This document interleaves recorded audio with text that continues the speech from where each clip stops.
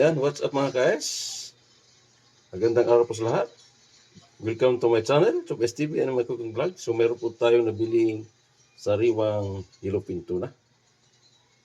Yan. So simple lang gagawin natin ito. Ito gagawin lang natin ito siyang tuna steak. Unang gagawin, siyempre, linisan, hugasan na maigi. Ito yung ating tuna steak. Ayan.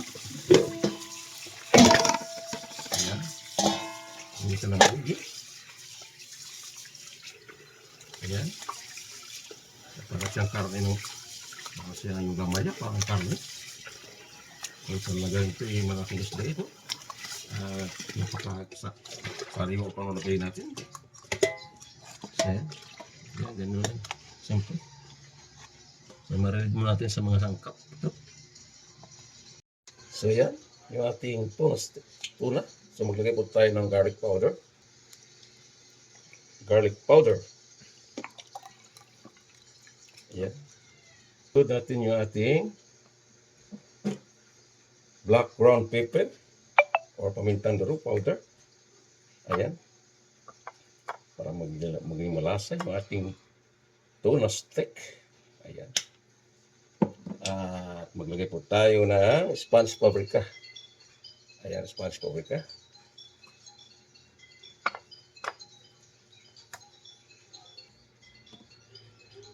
Lagyan po natin ng pampalasa or liquid seasoning. Excuse me po. Ayan.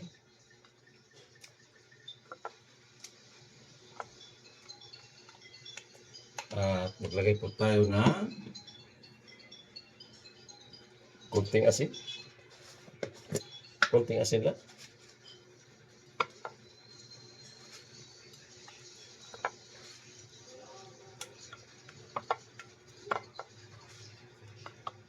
Ayan po.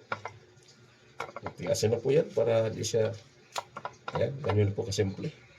Ayan na mga guys. So yan, painit po tayo ng magsikas kawali. Yan, isasama na po natin yung ating tuna steak o tuna. Magiging tuna steak na po ito. Ito ang kasarap nito. Yan na po. So yan, antayin na natin mga ilang minuto.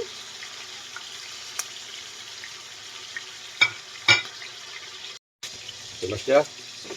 Okay, so babalik ka rin po natin. Ito na siya, kung gaano kasarap ito. Ating tuna steak.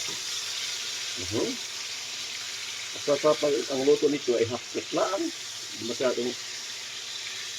Hindi siya masyadong tusta. Kasarap nito sa ulam or pulutan. Yan na mga guys.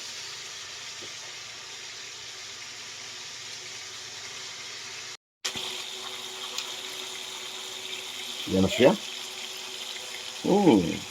Amoy pa lang. Ulam na. Tuna steak. Yellowfin tuna.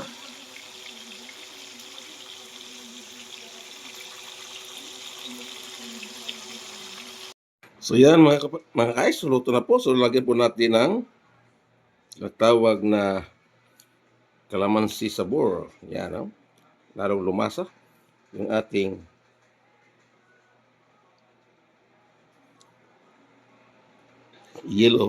yellowfin tuna steak. So yan, ayan ang kanin. Tara, kain tayo mga guys. Ayan, tara, kain na po tayo.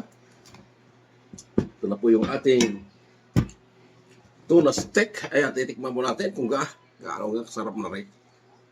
Ayan, o. Ha? Panalo.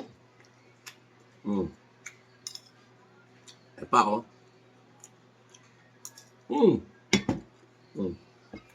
Subo ng kain.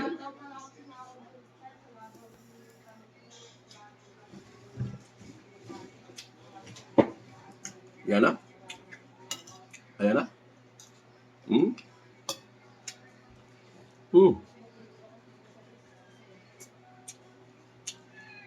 Napakasarap. Simpleng luto lang po sa tuna.